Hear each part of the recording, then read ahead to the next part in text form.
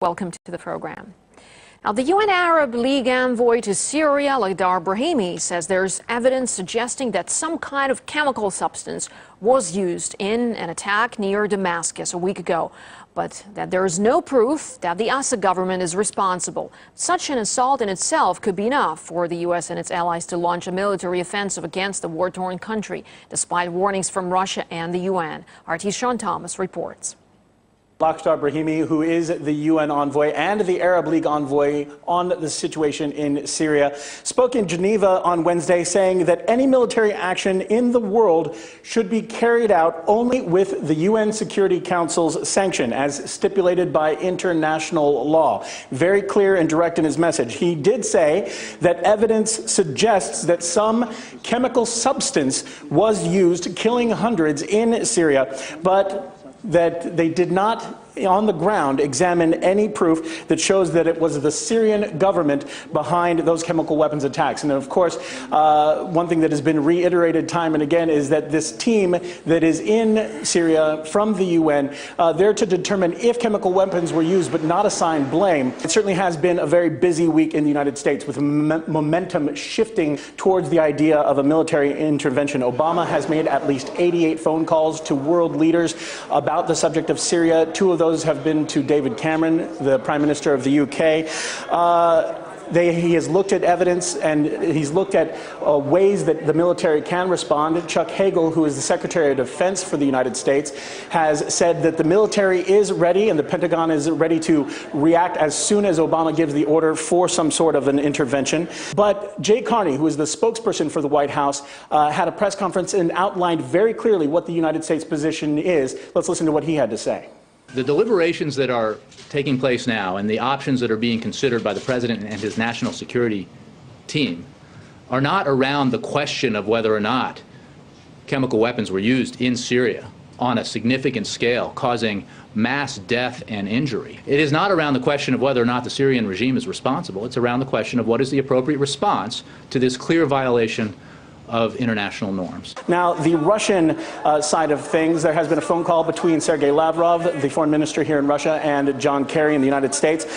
In that phone conversation, Lavrov rejected the position that it was the Assad regime, pointing to the fact that there is evidence that suggests it could have been the rebels who themselves used chemical weapons in the attack. He says that the U.S. and other countries should be doing everything that they can to facilitate the UN investigation rather than try and hinder it and push their own agenda.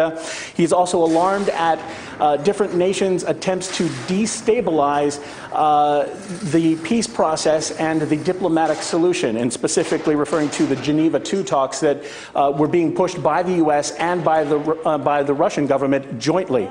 Now, Lavrov has also gone on to say that the only solution to the crisis in Syria is a diplomatic solution through negotiation, and that's where Russia stands at this point in time. Now, Britain is expected to push for a resolution sanctioning the use of force against Syria at the UN Security Council later on Wednesday. The draft document also puts the blame for the alleged chemical attack on the Assad regime. Earlier, Britain's National Security Council agreed that the use of chemical weapons was unacceptable and the world should not stand by. RT's Laura Smith brings more on London's possible response. Prime Minister David Cameron is making some very carefully weighed statements. On the one hand, he says no decision has yet been taken whether to get involved. But on the other hand, he says it's very clear that it is the Assad regime that is to blame for using chemical weapons. According to him, he reckons that he's got clear evidence that it was the regime, the government, that used the chemical weapons. So in response to that, he has convened a meeting of the National Security Council here in London on Wednesday. Following that, on Thursday, MPs will meet in Parliament. They've been recalled from their summer holiday and they will be given a chance to vote, to discuss and to vote on what they think should be done. Also, Downing Street is saying that the US and the UK won't necessarily be bound by what the UN inspectors are saying. And also, Britain's made clear that it would consider going ahead without a UN resolution. Foreign Minister William Hague says that the use of chemical weapons contravenes international law on its own account, so that is reason enough to go into Syria. Syria.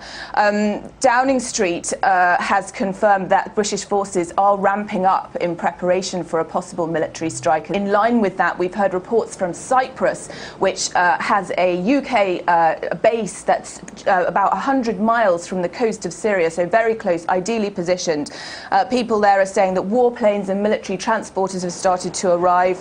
Well, interestingly, we haven't heard anything from the European Union as a whole, but France called for a reaction of force against the use of chemical weapons and said that the UN Security Council could be bypassed under certain circumstances.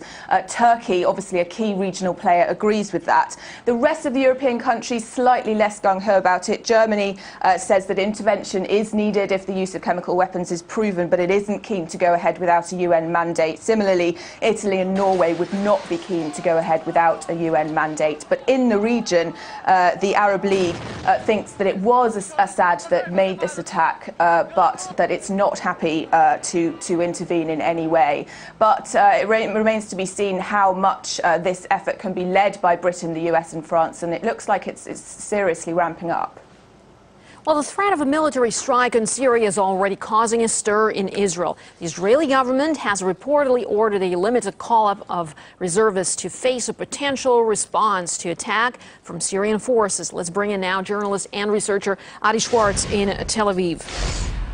Adi, thank you for joining us here on RT. Now, what is the feeling within Israel about the possibility of a military strike in Syria by the U.S. and its allies? Good afternoon. I think there's a slight anxiety, and it's growing with the time. We don't know exactly if and when such an American-led Western attack will occur. But we can see certainly some levels of anxiety. In the last 24 hours, all three main leaders, that Prime Minister Benjamin Netanyahu and Minister of Defense Moshe Ya'alon and the head of the Commander of Chief of Staff Benny Gantz, have all warned Syria not to do anything. So from that three major leaders warning Syria, you can understand that something's going on, and there is anxiety from a Syrian reaction towards Israel. Well, you know, apart from the feeling of anxiety, how are the people of Israel reacting to all this? I mean, is there support for the military action? What are they saying so far? Well, I think Israel, first of all, the official Israel has been very wise until now not to take sides in this civil war in Syria. That would be true, I think, for the Israeli society, the Israeli public as well. Most people watch with amazement and wonder. You know, we're talking about a civil war of 2 years and something like 100,000 civilians and 100,000 people killed. So it's a huge event. People are looking with amazement. About the last week, that wouldn't be the first time that an Arab leader might have used chemical weapons. We remember the case with Saddam Hussein in the 80s and then in the 90s. But I think Israelis, most of all, would like to be out of this. They don't want to take part in this, and unfortunately, if they will be dragged in, then that would be certainly against their will. It's not an Israeli war, it's not an Israeli case, and hopefully it would remain outside of this. All right, so far it is not known, though, who is responsible for this attack, as the UN fact-finding mission is still there, but they haven't really found yet the perpetrator. But if Israel, hypothetically speaking, if Israel faces an attack in retaliation for Syria, like Iran is warning, in your opinion, where is it most likely to come from? Tehran, Hezbollah, or Syria itself? I think it might be a joint issue. I doubt it that Iran will take part in this. I mean, we should differentiate between two scenarios. One is a limited attack that will not kill Assad or change dramatically the situation inside the civil war. And then I think, I hope, but that's the analysis, that it would be a limited reaction. Only if Assad will really feel that he's going to lose everything and all his Alawite entourage and everything, then we're looking maybe at a regional war with the participation of Iran. But that's a really far-reaching scenario. I think, at least if I listen to the American administration, that their goals are not changing the regime. We don't know yet what will happen, of course, but in that case, I think Hezbollah and Syria as a reaction might be more relevant, even though I must stress the fact that, at least according to Israeli Prime Minister Benjamin Netanyahu, any kind of reaction from Syria will be seen very, very in a severe way. So the Israeli reaction might be very strong. That's at least if you listen to Israel, both, isn't Israel a hostage of the situation? I mean, look, do you think Washington is taking into consideration the fact that all the repercussions of its potential strike for Israel itself? Well, Israel is a neighbor of Syria, and as we know, we had some problems with or skirmishes that's happening on our border. You know that refugees sometimes come in through the border. That's a Syrian issue.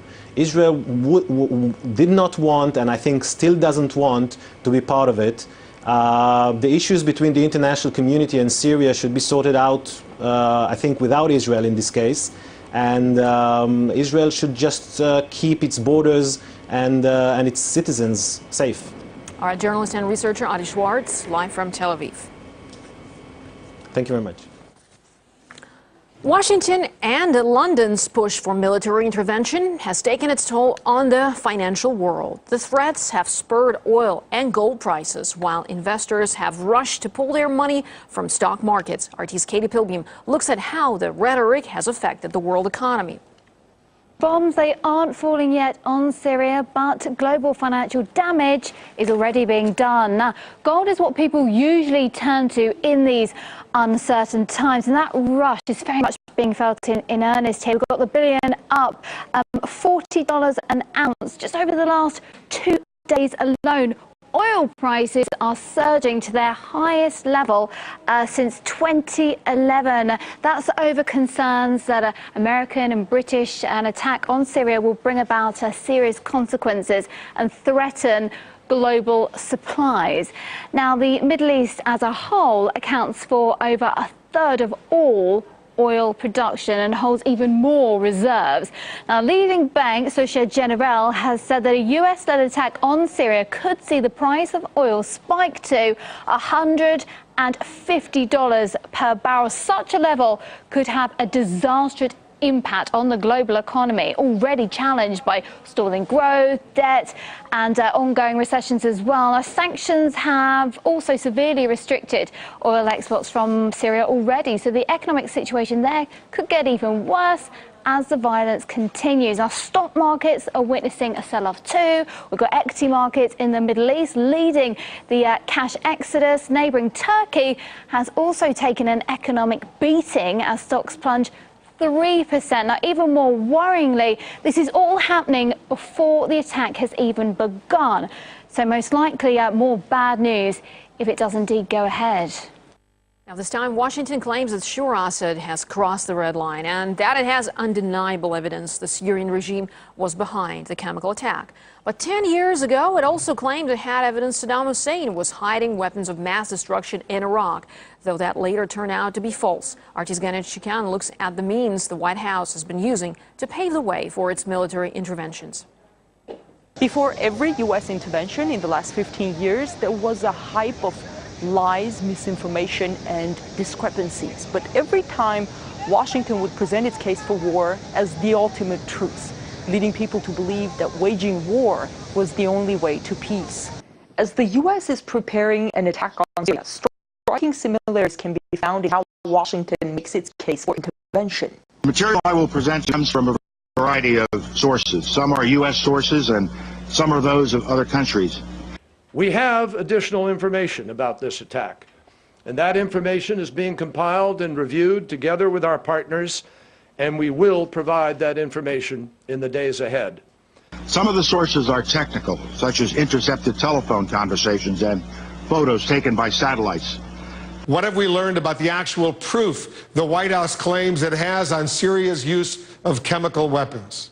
Yeah, well, if a U.S. official is telling me that this intelligence assessment contains forensic evidence that an actual chemical attack took place, as well as some intercepted communications among Syrian forces that suggest the regime was responsible. A separate source is also telling CNN's John King that the report contains some satellite images of activity at potentially chemical weapons depots. Back in 2003, in the run-up to the Iraq War, the media also diligently repeated what the White House said. We know that Iraq and al-Qaeda have had high-level contacts that go back a decade. We've learned that Iraq has trained al-Qaeda members in bomb making, in poisons, and deadly gases. Before the U.S. stepped in, came Washington's claims that the government, which was about to be attacked, did not cooperate, thus discrediting any UN investigation that was underway. Saddam Hussein and his regime are busy doing all they possibly can to ensure that inspectors succeed in finding absolutely nothing. Well, they found nothing. There was nothing. But it was an argument that couldn't be heard through the deafening sound of war drums. Iraq is not the only example when the U.S. effectively rendered a diplomatic solution obsolete. The Serbian leaders, on the other hand, refused even to discuss key elements of the peace agreement. Before the U.S. started a 2-month-long bombing campaign of the former Yugoslavia, the Yugoslav government had accepted proposals for the near independence of Kosovo within the Republic of Serbia, as well as an international peacekeeping force in Kosovo. But the agreement that NATO put forward had a clause that they could not accept. In the words of former Secretary of State Henry Kissinger, the Rambouillet text, which called on Serbia to admit NATO troops throughout Yugoslavia, was a provocation, an excuse to start bombing. Rambouillet is not a document that an angelic Serb could have accepted. Years later, we see diplomacy brushed off again in Syria, even as the UN team is working on the ground. At every turn, the Syrian regime has failed to cooperate with the UN investigation. Washington has bypassed the UN, both in the case of the former Yugoslavia and that of Iraq. In Libya, the US and its allies have effectively carried out a regime change, although the UN mandate was to protect civilians. We came, we saw, he died. Because we acted quickly, a humanitarian catastrophe has been avoided. But for many Libyans, a humanitarian catastrophe has just started, as the nation plunges deeper into chaos and terror, like in Iraq, where the intervention was followed by a decade of terror. For those wondering what awaits American politicians found to have lied, no weapons over there. Maybe under here. Gainich Chekyan, RT, Washington, D.C. A former Ethiopian diplomat and an expert on the Middle East, Mohammed Hassan, says Syria will not be broken down by Washington's war tactics. The United States just invents in order to achieve its objective. It have invented the mass destruction weapon. We have seen that in the Security Council, that it is the former State Department head, General Colin Powell, how he lied to the whole international community, and it is shame on him. Again, an African origin president, which is leading that country, and everybody hoped that it is a change will be, but it's becoming even worse than Bush, and he's using global tactics in order to attack and destroy the Syrian people and the Syrian government. This is a pretext for the invasion, and they are planning out of frustration because the success of the Syrian government have achieved on the ground. We have seen this in Iraq, and what they have did in Iraq, killing the Iraqi people and bringing a destruction to that country. But here in Syria, the Syrian people are united under their leadership, under the president of al-Assad. And as he said 2 days ago, the president of Syria, when he gave an interview to the Russian television, he said Syria will never be a colony of anybody. Syria will resist and will be a sovereign country. To another country now that has witnessed U.S. military intervention, Iraq. It's still suffering from a spiral of violence and terrorist attacks that continues to claim thousands of lives every year. On Wednesday, a series of coordinated bomb attacks in the country's capital killed more than 60 people and left dozens injured. Restaurants, markets, and car parks in predominantly Shiite areas were targeted by the attackers. Violence in the country has been on the rise since the start of the year, with the Sunni minority protesting against the Shiite-led government. Well, let's take a look at the tragic figures of sectarian strife. Well, 2010 saw over 4,000 people killed, while the elections came with no clear winner, leaving the country with no leadership. The same figures in 2011, with the U.S. troops pulling out of Iraq by the end of the year. Then comes a spike in deaths over the next 12 months, with sectarian violence sparking fears of a possibility of a full-scale civil war. But this year, the religiously driven attacks between Shia and Sunni skyrocket further, claiming almost 5,000 lives in just 8 months, with July being the deadliest month since 2008. You're watching RT coming.